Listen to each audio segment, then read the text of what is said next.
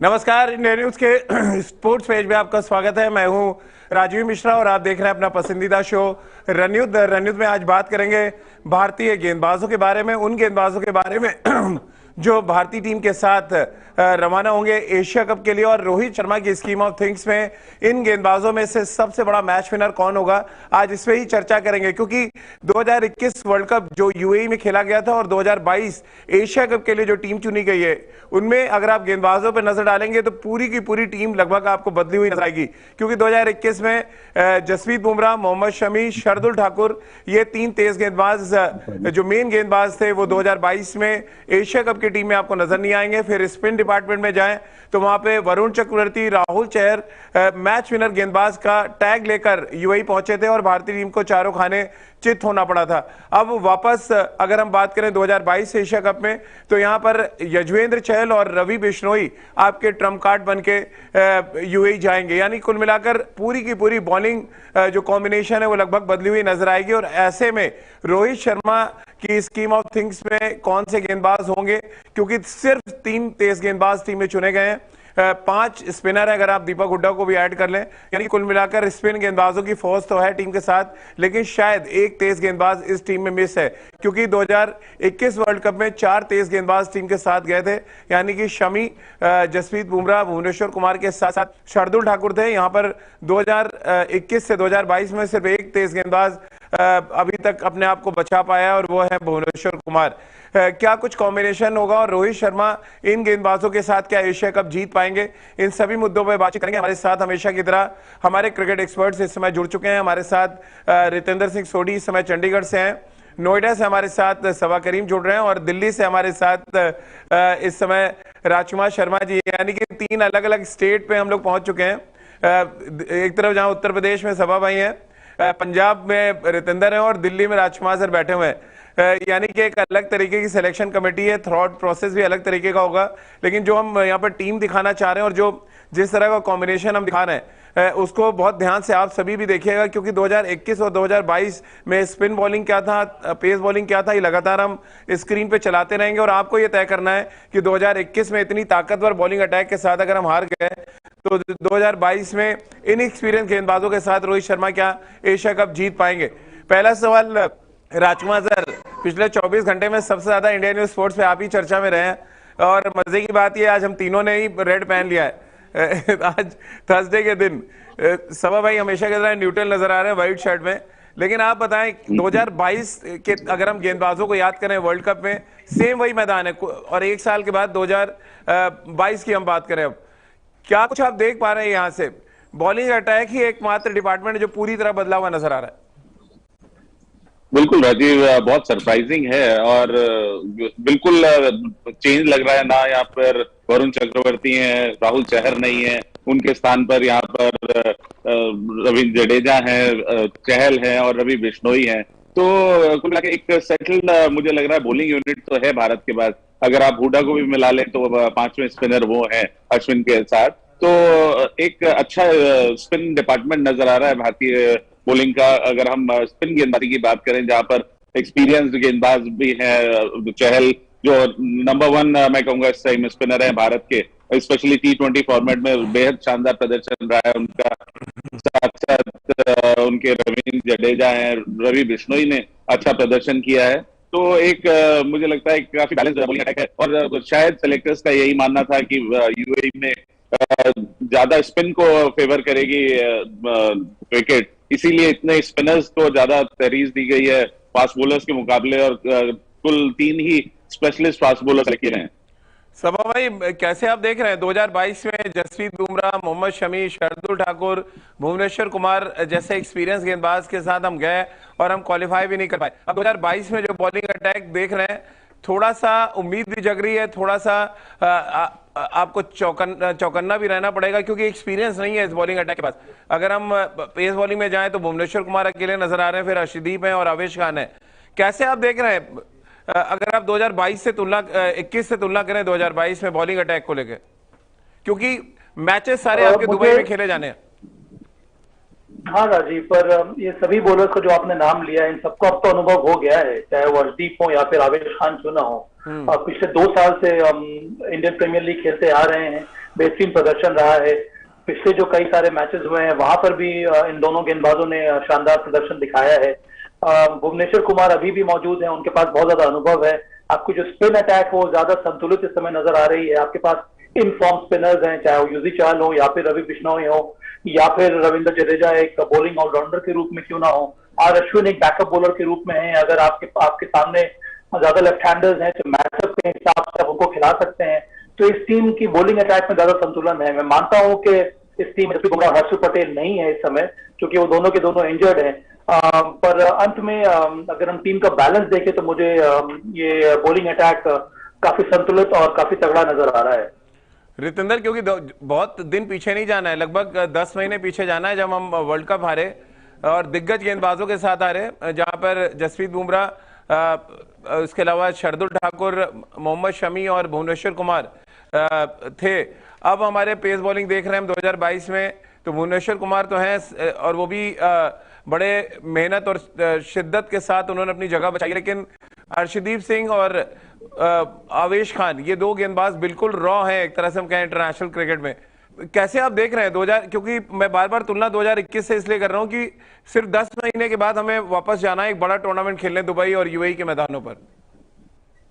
जी हाँ, बिल्कुल राजीव। देखिए, हमारे नए गेंदबाज हैं और एक्सपीरियंस भी अभी इतना नहीं है। अगर हम बात करते हैं अर्शदीप की, आवेश खान की, और हमें यहाँ ये भी याद रखना चाहिए जसप्रीत बुमराह की बात करें, हर्षल पटेल की बात करें, वो चोटिल हैं, इंजरी के कारण वो अवेलेबल नहीं हैं। लेकिन अब जिम्मेदारी दी गई है सिलेक्टर्स ने इन यंगस्टर्स को, जो देखिए अच्छे संकेत भी हैं, बिकॉज ये दो यंगस्टर्स, अगर आवेश की बात करें, अगर हम अर्शदीप की बात करें, they have come totally on their performance. और परफॉर्मेंस भी राजीव कल की नहीं है, आज की परफॉर्मेंस है। अभी अगर हम बात करें पिछले 1-2 महीने में इन्होंने अपना लोहा मनवाया है। सो दे डिजर्व दिस अपॉर्चुनिटी। और यहाँ पे देखिए, ये ब्लेसिंग इन डिस्गाइज भी हो सकता है, क्योंकि आपके साथ कोई सीनियर प्रो नहीं है। अगर हम बुमराह की बात करें, मोहम्मद शमी की बात करें, जो अंतरराष्ट्रीय क्रिकेट बहुत खेले हैं, तो यहाँ पे आपको खुद जिम्मेदारी लेनी है। आप किसी पे डिपेंड नहीं हो सकते।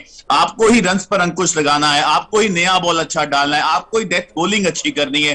तो आप ये भी जानते हैं बैक ऑफ द माइंड की आपको मौका स्ट्रेट अवे मिलेगा।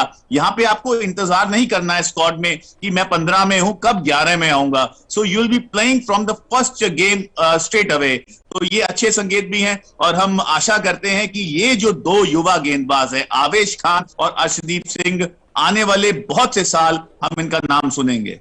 सभा भाई, चलिए 2021 में पेस बॉलिंग डिपार्टमेंट हमारा बहुत स्ट्रांग था, लेकिन वो ब्रेक थ्रूज नहीं दिला पाए, जिसकी वजह से जिन मैचों में हम लड़ सकते थे वहां लड़ नहीं पाए।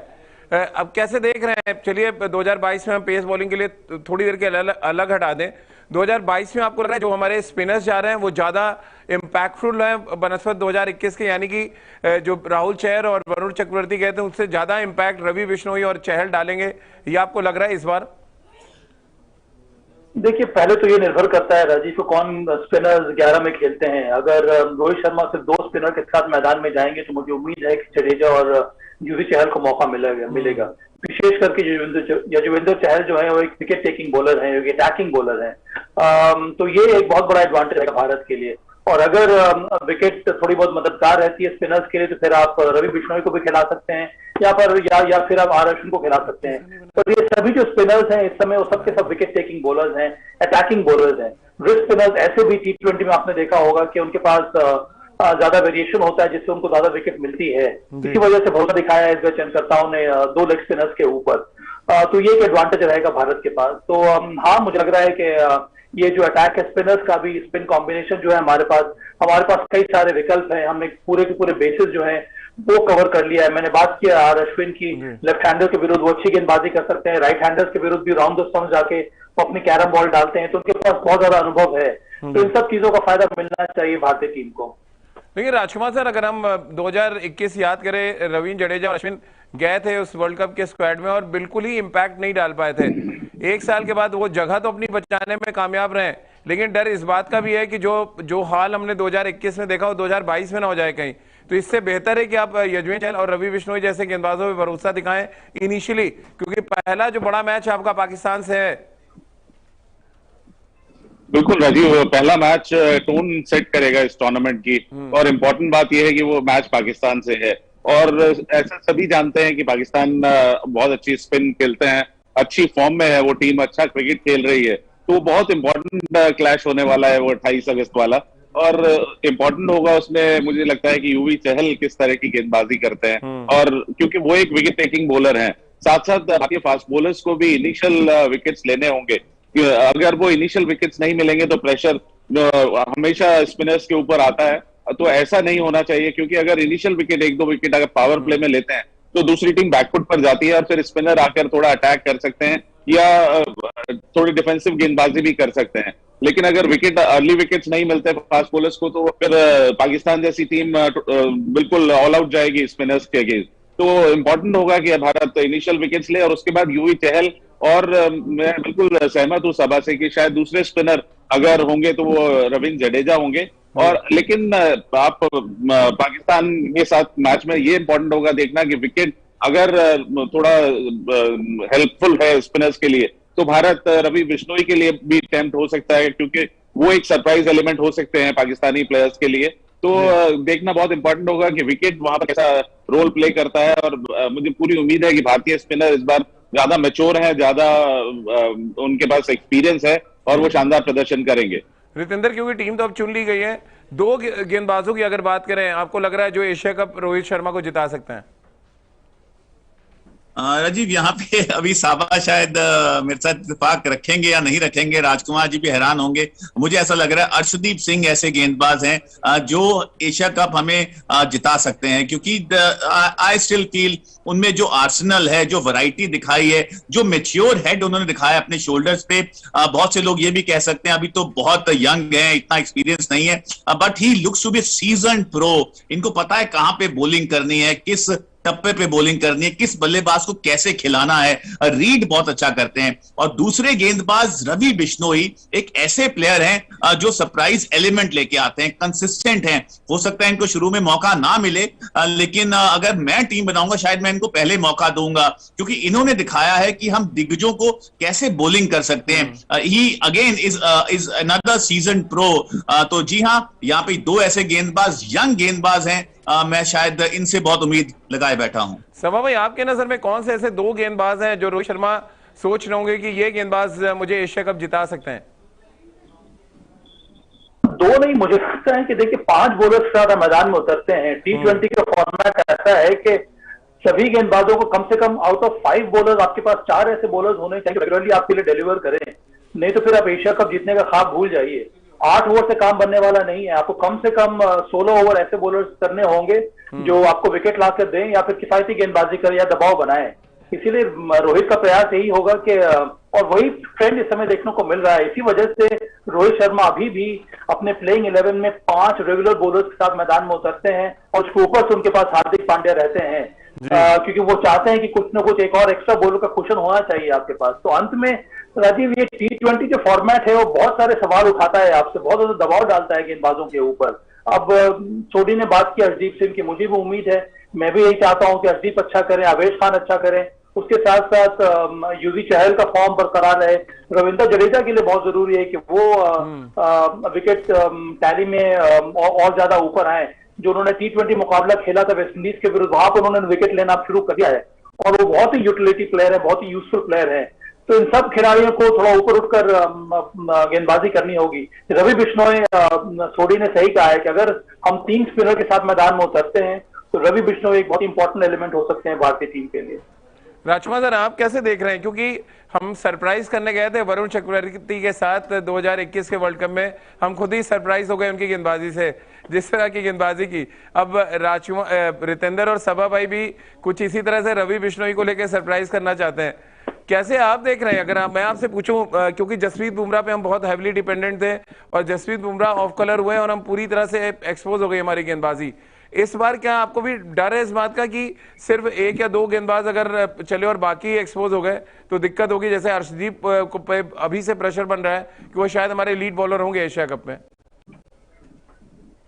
देखिए राजीव, अर्शदीप ने बहुत अच्छा प्रॉमिस शो किया है, इसमें कोई डाउट नहीं है कि वो एक शानदार गेंदबाज है, और मुझे लगता है कि T20 उन्होंने IPL में इतना अच्छा प्रदर्शन किया है और बड़े दिग्गजों के सामने प्रदर्शन किया है, तो मुझे नहीं लगता कि वो बहुत ज्यादा प्रेशर लेंगे। और एक इंटेलिजेंट गेंदबाज वो लग रहे हैं, थिंकिंग बॉलर लग रहे हैं, तो बहुत ज्यादा प्रेशर नहीं होना चाहिए। लेकिन international cricket, that too playing against Pakistan, naturally pressure तो एक यंगस्टर के ऊपर होता ही है। तो वहां पर बहुत बड़ा रोल रोहित शर्मा का होगा कि वो उनको कैसे ट्रीट करते हैं, उनको कैसे कॉन्फिडेंस देते हैं कि नहीं आप हमारे लीड बॉलर हैं, आप खुल के गेंदबाजी कीजिए, बैकिंग यू। तो वो एक कप्तान का रोल बहुत बड़ा होता है इसमें। और जहां तक रवि बिश्नोई की बात है तो बिल्कुल राजीव, वो एक सरप्राइज गेंदबाज हैं, लेकिन सरप्राइज गेंदबाज के साथ साथ अब वीडियोग्राफी का जमाना है। आप एक्सपेक्ट करते हैं कि पाकिस्तान भी पूरा देख रहा होगा भारतीय टीम के कौन कौन से गेंदबाज हैं, वो किस तरह की गेंदबाजी करते हैं, तो वो बिल्कुल प्रिपेयर्ड होंगे। उनको एक ऑफ स्पिनर की तरह ज्यादा खेला जाएगा, ना कि लेग स्पिनर की तरह जो उनका वेरिएशन है या वो ज्यादा गुगली फ्लिपर्स डालते हैं। तो मुझे लगता है कि यहाँ पर जो हमारे एक्सपीरियंस गेंदबाज हैं भुवनेश्वर कुमार और यजुवेंद्र चहल, उनके ऊपर बहुत बड़ी जिम्मेदारी होगी कि वो रिस्पॉन्सिबिलिटी लें और इन यंगस्टर्स को भी सपोर्ट करें, हेल्प करें, और तो ही भारत ये टूर्नामेंट जीत पाएगा। सभा भाई, क्योंकि हम जो हमने 2021 में एक्सपीरियंस किया था उसके लिहाज से हम यहाँ पर चर्चा कर रहे हैं कि हमारे गेंदबाज क्यों फेल हुए थे और अब क्या ऐसा अच्छा है जब हमारे ये गेंदबाज पास कर सकते हैं एशिया कप में। क्योंकि पाकिस्तान से आपको भिड़ना है, फिर श्रीलंका और बांग्लादेश है जो आपको सरप्राइज कर सकते हैं। कैसे आप देख रहे हैं ओवरऑल जो बॉलिंग कॉम्बिनेशन अभी आपके पास है उनमें से, क्योंकि हम लगातार चर्चा कर रहे हैं कि 2 या 3 तेज गेंदबाजों की अगर ओवरऑल बात करें, लेकिन एक्चुअली एक यूनिट के तौर पे आपको परफॉर्म करना पड़ेगा। एक्सपीरियंस ना होना कितना मुश्किल होगा आपको लग रहा है? क्योंकि चहल, अश्विन मुझे नहीं लग रहा कि फर्स्ट आपकी चॉइस होंगे मैच खेलने के लिए, और जडेजा जिनके बारे में हम सब कह रहे हैं कि खेलेंगे, बट पिछले 5-6 महीनों में जो मैंने ऑब्जर्व किया है वो 4 ओवर का कोटा भी नहीं डाल रहे हैं। कभी 2 ओवर डालते हैं, कभी 3 ओवर, और रोहित शर्मा उनसे नहीं करवा रहे हैं 4 ओवर का कोटा। इवन आईपीएल में भी नहीं किया, आपको याद होगा सभा भाई। क्या ये एक बड़ा इंपॉर्टेंट फैक्टर होगा कि एक्सपीरियंस जो गेंदबाज हैं उनको या तो बाहर बैठना पड़ेगा या तो वो पूरे कोटे नहीं डाल रहे हैं अपने?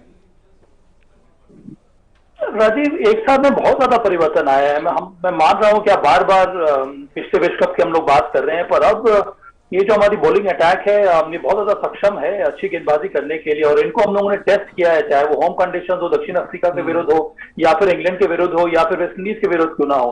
अलग अलग कंडीशंस में इन सबको हम लोगों ने देख लिया है।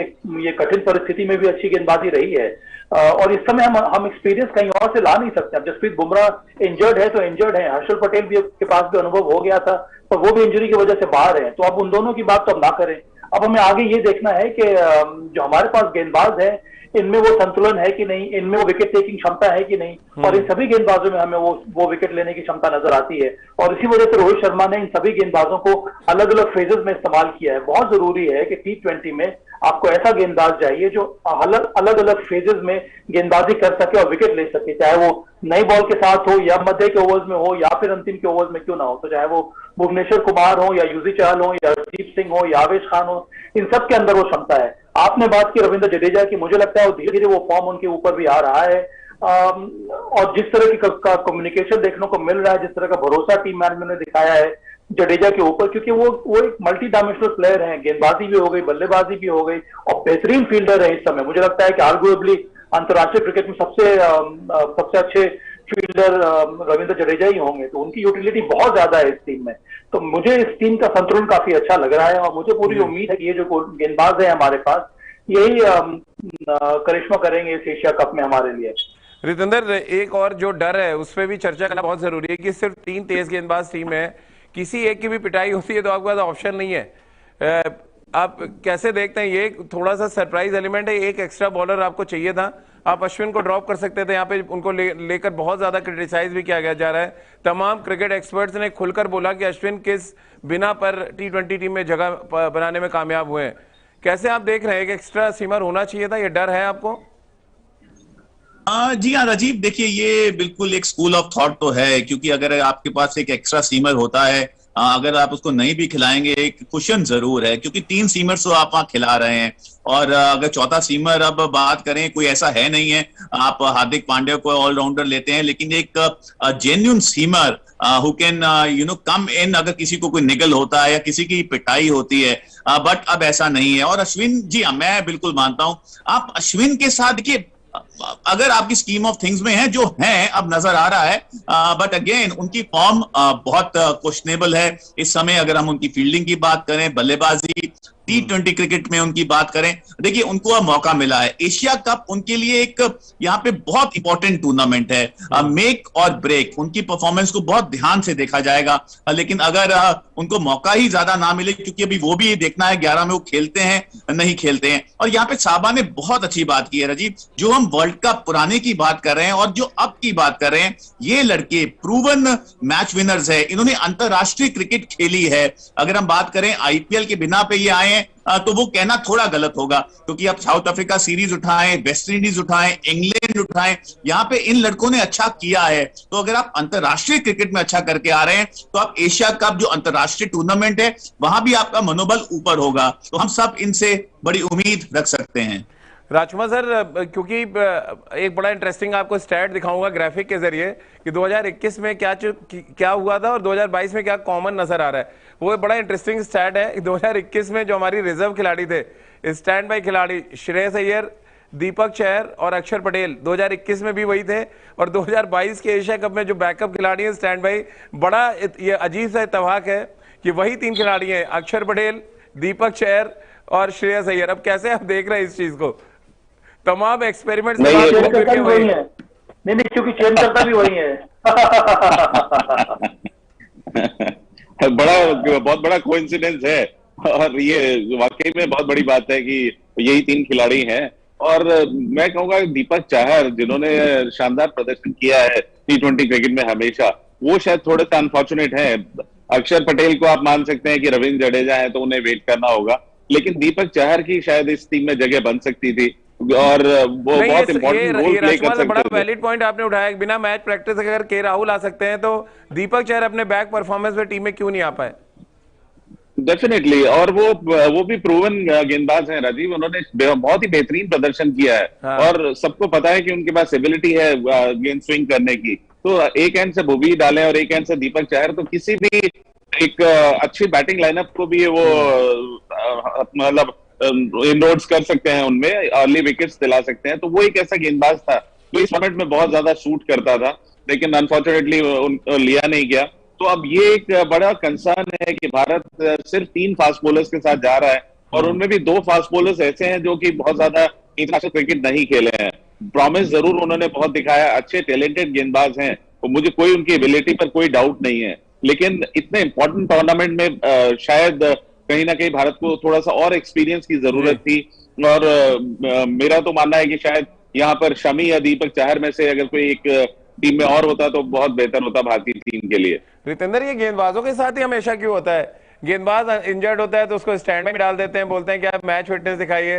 बैट्समैन अगर अनफिट होता है सीधे टीम में आ जाता है, वाइस कैप्टन बन जाता है। चक्कर क्या है ये? थोड़ा आपको भी दर्द होता है कि मतलब फिटनेस टेस्ट ही गेंदबाज देता रहेगा हमेशा?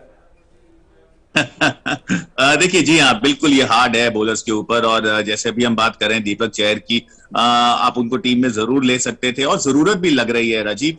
3 सीमर्स आपके पास यंग सीमर्स हैं, इन फॉर्म है, लेकिन अगर चौथा सीमर भी आता तो जरूर फायदा होता। और वो ऑलराउंडर है और ऐसा प्लेयर है जो आपको अपने दम पे मैच जिता सकता है। But that is unfortunate. But again यहाँ पे ज्यादा अच्छा जवाब इसका साबा दे सकते हैं, खुद सिलेक्टर रहे हैं, तो सिलेक्टर्स की विचारधारा क्या रहती है। साबा भाई, आप इसके बारे में क्या कहेंगे? अगर आप सिलेक्टर होते, आप क्या चौथा सीमर लेके आते? केएल राहुल फिट हो गए, सीधा टीम में आए हैं, तो दीपक चहर क्यों नहीं? बस सोडी जी, ये दीपक चहर स्टैंड बाई में, इसका मतलब है कि उनके मैच फिटनेस के ऊपर कोई सवाल नहीं है। उनको टीम में इस वजह से नहीं रखा गया है क्योंकि चयनकर्ताओं की सोच अलग है। उनको ये लगता है कि 3 सीमर्स ही काफी होंगे 15 में।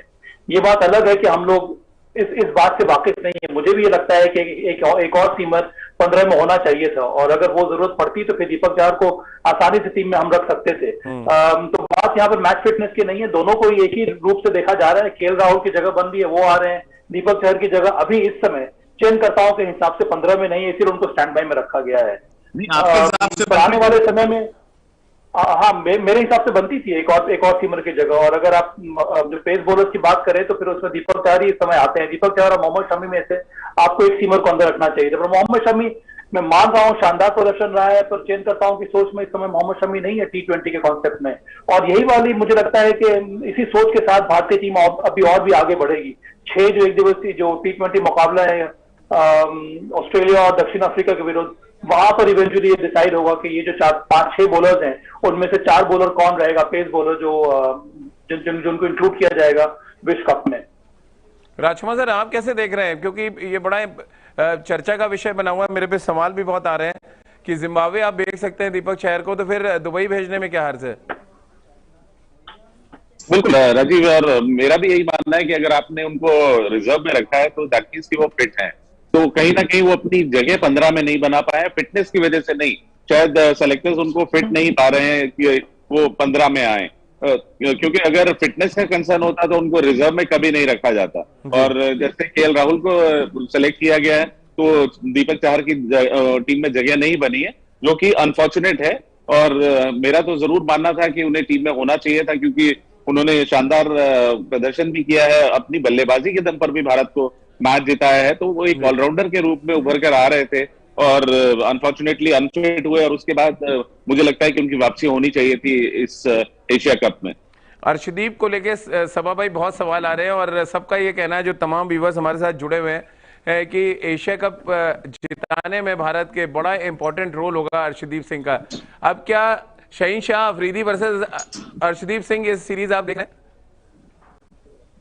अभी तो नहीं राजीव, मुझे लगता है ज्यादा दबाव बढ़ाने की जरूरत नहीं है अर्शदीप के ऊपर। एक होनहार खिलाड़ी है, बहुत ही नहीं, मैं परफॉर्मेंस के लिहाज से कह रहा हूँ कि क्या दोनों का फॉर्म तय करेगा कि कौन जीतने वाला है, क्योंकि इंडिया पाकिस्तान के चांसेस बहुत ज्यादा हैं कि वही फाइनल खेलेंगे।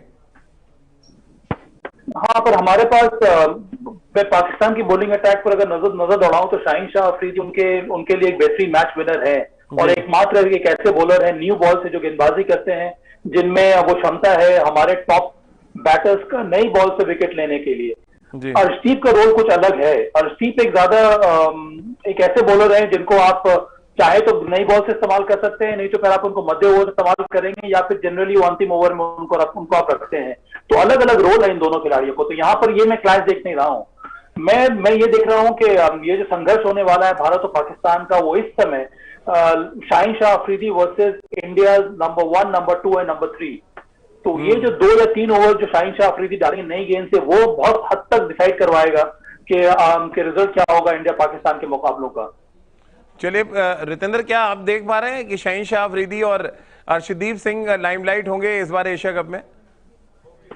देखिए, शाहीन शाह अफरीदी तो प्रूवन मैच विनर है पाकिस्तान के लिए, तो उनके क्रेडेंशियल्स पे तो आप अभी बिल्कुल सवाल नहीं उठा सकते हैं, अच्छे प्लेयर हैं। लेकिन अर्शदीप राजीव ऐसे प्लेयर हैं जिन्होंने अभी अपने आप को प्रूव करना है, धीरे धीरे he is coming up the ladder, बहुत पोटेंशियल दिख रहा है इनमें। और अगर हम बात करते हैं राजीव, यहाँ पे अर्शदीप का कंपटीशन खुद अर्शदीप से है। देखिए, सिलेक्टर्स ने 3 सीमर्स चुने हैं, चौथा वो चुन सकते थे, वो नहीं गए हैं चौथे के साथ। उन्होंने भरोसा दिखाया है, अब वो जानते हैं, कहीं ना कहीं उनमें सेल्फ बिलीफ है सिलेक्टर्स में कि अर्शदीप और आवेश खान जिम्मेदारी उठा सकते हैं। तो जी हां, अब इन दोनों को सिलेक्टर्स की उम्मीदों पे खरा उतरना है, भारतीय जनता की उम्मीदों पे खरा उतरना है। और ये एसिड टेस्ट है, ये T20 वर्ल्ड कप की टीम नहीं है, ये विकल्प है। हर मैच को बहुत क्लोजली देखा जाएगा, and with every performance in Asia cup ये 2 लड़के धीरे धीरे जरूर मुझे लगता है जो दहलीज है T20 वर्ल्ड कप सिलेक्शन की, उसके पास पहुंचते जाएंगे। राजकुमार सर, चलते थे 2 सवाल हैं आपसे और सभा भाई से लेना चाहूंगा। 2021 वर्ल्ड कप में ढेर सारे स्पिनर्स ले गए और स्वीप शॉट इतने ज्यादा खेले गए भारतीय स्पिनर्स के खिलाफ कि हमारे पास कोई ऑप्शन ही नहीं था। रिजवान ने जिस तरह से अटैक किया, बाबर ने और फकर जमान ने जिस तरह से हमारे स्पिनर्स को खेला, काउंटर अटैक किया, और हमारे पास प्लान भी था नहीं। इस बार थोड़े से डिफरेंट टाइप के स्पिनर्स जा रहे हैं। हम जैसे रवि बिश्नोई की बात कर लें या चहल नहीं गए थे 2021 में, इसका फायदा आप होते देख रहे हैं? क्योंकि स्वीप शॉट खेलना लेग स्पिनर्स के अगेंस्ट उतना ईजी नहीं होता जितना फिंगर स्पिनर्स के अगेंस्ट, और जिस तरह की चहल गेंदबाजी करते हैं। कैसे आप देख रहे हैं ओवरऑल इस बार का स्पिन अटैक, और क्या 2021 से हमने कुछ सीखा है या वैसी टीम चुन दी है कि दुबई में मैच है, टर्निंग ट्रैक होगा, हालांकि फ्लैट ट्रैक होते हैं और कोई बहुत ज्यादा बॉल घूमता नहीं है वहां? नहीं राजीव, मुझे इस बार का अटैक बहुत बेहतर लग रहा है, क्योंकि सबसे इंपॉर्टेंट जो रोल प्ले करेंगे वो यजुवेंद्र चहल, मुझे लगता है कि उनका रोल बहुत इंपॉर्टेंट होने वाला है। और इतना एक्सपीरियंस है उनके पास, और इतना, जैसे उनका नाम है कि चतुर चालाक चहल हैं वो, तो उन्हें बहुत आइडिया है कि किस तरह जो अटैकिंग बल्लेबाज हैं उनके अगेंस्ट किस तरह की गेंदबाजी करनी है। और विकेट टेकिंग बॉलर हैं, अटैकिंग बॉलर हैं, और साथ साथ रवि बिश्नोई को अगर टीम में लिया जाता है तो वो भी एक सरप्राइज एलिमेंट है, क्योंकि पाकिस्तान ने उनको कभी खेला नहीं है और वो एक डिफरेंट काइंड के बॉलर हैं। लगता है ऐसा है कि वो लेग स्पिन ही आएगी, लेकिन वो फ्लिपर या गुगली ज्यादा होती है, और ऐसा नहीं, वो लेग स्पिन भी करते हैं बीच में, तो कहीं ना कहीं वो सरप्राइज कर सकते हैं बड़े बड़े हिटर्स को। और भारत ने इस बार जरूर अपना होमवर्क बहुत अच्छे से किया होगा, और उन्हें पता है कि पाकिस्तान के बल्लेबाज किस तरह अटैक करते हैं या किस तरह की उनकी स्ट्रेटेजी रहती है, तो जरूर उसको काउंटर करने के लिए भारतीय गेंदबाज इस बार पूरी तरह सक्षम है। समा भाई, आप कैसे देख रहे हैं? आखिरी सवाल आपसे ले लें, फिर एक रिएक्शन रितेंद्र का लेंगे। कोई सवाल बहुत ढेर सारे आ रहे हैं हमारे पास। जिस तरह से पाकिस्तान की स्पिन बॉलिंग को अगर हम देखें और इंडियन स्पिनर्स को, क्या एडवांटेज आप देख रहे हैं, या आपको लग रहा है एक भ्रम सा क्रिएट है यूएई की पिचेस को लेके? हम स्पिनर्स के साथ जाते तो हैं, बट एक्चुअली वहां पे कुछ होता नहीं है पिचों में, वहां की होता नहीं है, और उतने सारे स्पिनर्स को खेलने का मौका भी नहीं मिलता है। पर उसके पहले जिस तरह से राजकुमार जी ने बयान किया है चहल को चतुर चालाक चहल, मैं तो प्रयास कर रहा हूँ कि राजकुमार जी का भी नाम कुछ ऐसे लिया जाए। दो शब्द मेरे पास आ रहे हैं, राजा रामकुमार, राजकुमार। अब एक और शब्द मैं चाहता हूँ कि सोडी जी डाल दे उसके बीच में। क्या वो नाम हो सकता है? मैं वही ढूंढ रहा हूँ, क्या वो शब्द हो सकते हैं। तो देखिए, इस तरह के हमारे पास बॉलर्स है, जो स्पिनर्स है, उनके पास अनुभव, उनको पता है कि अगर कोई बल्लेबाज स्वीप कर रहा है तो किस लेंथ पे आपको बॉलिंग करनी होगी, कितना आपको वेरिएशन डालना होगा। ज्यादा अगर आप रेवोल्यूशन डालेंगे तो वहां पर टॉप एज होने के चांसेस होते हैं। तो यही अनुभव का फायदा मिलता है। तो मुझे उम्मीद यही है कि अगर पाकिस्तान के बल्लेबाज वो स्वीप शॉट का इस्तेमाल करते हैं तो फिर युजवेंद्र चहल हो या फिर रवि बिश्नोई क्यों ना हो, ये दोनों अगर गेंदबाजी करेंगे ऐसे बल्लेबाजों के सामने भी, पर उनको सफलता जरूर मिलेगी और कामयाबी मिलेगी। रितेंद्र, क्योंकि चलते चलते आप सभा भाई ने आपको कई नाम दिए, तो मैं उसी नाम से आपको संबोधित कर लेता हूं कि सुंदर सुशील सयाने सोडी जी का क्या कहना है हमारे इस बार 2022 के ओवरऑल बॉलिंग अटैक के बारे में? अरे पहले राजकुमार जी को तो एक और नाम बताओ। मैंने राजा राजकुमार तो बोल दिया, बीच में तो एक और नाम डाल दो। देखिए यहाँ पे अभी ना राजकुमार जी ने ये जो मुद्दा शुरू किया है ना, जो टैगलाइन दे रहे हैं चतुर चालाक चहल को बोल दिया है, तो आप राजकुमार जी का तो जो बेस्ट है ना, भोला भोलू। इतने भोले हैं, इनको तो दुनिया का ही नहीं पता क्या हो रहा है। आदमी सीधा निकल जाता है, इनको पता ही नहीं चलता। लेकिन जी हाँ राजीव, भारतीय टीम को जरूर पता चलेगा। और यहाँ पे जो पाकिस्तान के साथ क्रंच गेम है, प्रेशर पाकिस्तान पे भी है। वो जानते हैं कि भारतीय टीम इस समय जो पोटेंशियल पे खेल रही है, जो युवा खिलाड़ियों का समुंदर सा आया है, ये जरूर पाकिस्तान को मुश्किल में डाल सकता है। तो फिंगर्स क्रॉस, 28 अगस्त को जीत जरूर हमारी होगी। चलिए, आप सभी का बहुत बहुत शुक्रिया हमारे साथ जुड़ने के लिए।